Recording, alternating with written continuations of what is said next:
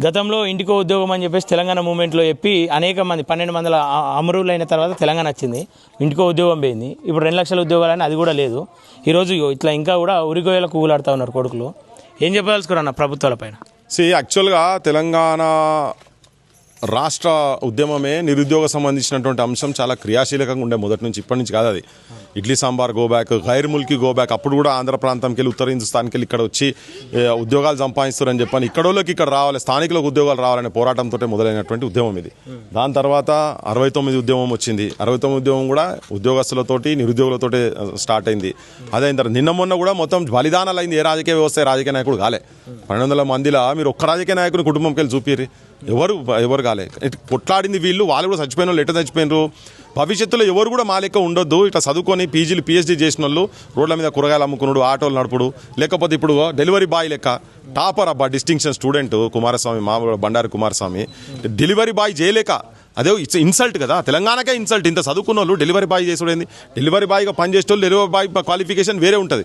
కానీ బీటెక్లు చదువుకొని ఎక్కడో ఉండాల్సినటువంటి వాళ్ళు, పరిశోధనలు చేసి ఎక్కడో రీసెర్చ్ సెంటర్లలో ఉండాల్సినటువంటి వాళ్ళు, పెద్ద పెద్ద సాఫ్ట్వేర్ కంపెనీలలో, లేకుంటే ప్రభుత్వానికి ఒక అద్భుతమైన భవిష్యత్తు నిర్మాణం చేసేటువంటి ప్లానింగ్ చేసేటువంటి దగ్గర ఉండాల్సినటువంటి మెరిటోరియస్ స్టూడెంట్స్ను ఇలా వాళ్ళకు నౌకర్లు లేక మానసిక క్షోభతోటి ఇలా ఆత్మహత్యలు చేసుకుంటుంటే, చదువుకున్నోళ్లకు ఉద్యోగము లేక, కన్నోళ్ళ కష్టాలు కళ్ళతో చూడలేక వాళ్ళు ఈ కష్టాలు చూడలేక చదువంతా శాపమై, చదువుకున్నదే శాపమైంది. ఎందుకు శాపమైంది? చదువుకోకుంటే ఇలా ఏదో డైలీ వేజెస్ లెక్కనో ఉప్పర్ పనో కూలి పనో చేసుకొని తిరుగుతుండే కదా.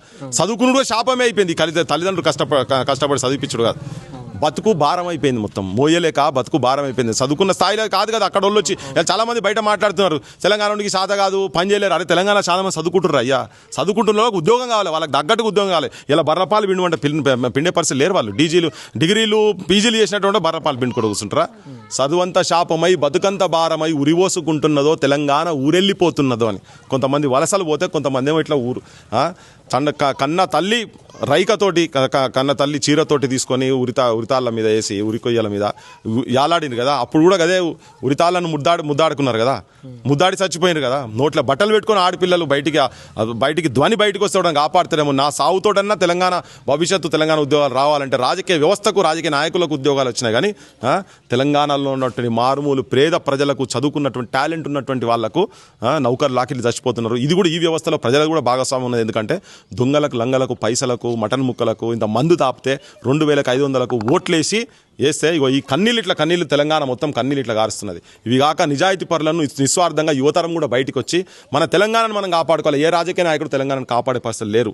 అందరూ దోపిడి దొంగల లెక్క తెలంగాణను డకైట్ల లెక్క దోపిడీ చేస్తున్నారు. మొత్తం వీళ్ళు దొంగలు మొత్తం మన వనరులు దోపిడీ చేస్తున్నారు, మన సర్వం దోపిడీ చేస్తున్నారు. మన ఉద్యోగాలు కూడా వాళ్ళు కాంట్రాక్టులు పెట్టి, అవుట్సోర్సింగ్ పెట్టి, ఇటువంటి వాళ్ళు క్వాలిఫైడ్ ఉన్నటువంటి వాళ్ళకు కూడా వాళ్ళ తగ్గట్టు నౌకర్ సాలరీస్ ఇవ్వకుండా కూడా చేస్తున్నారు. ఇలా ఈ ఊర్లోకి వెళ్ళి వచ్చిన కూడా ఆయన పర్ఫెక్ట్ జీతాలు ఏమి ఇస్తలేడు బయట.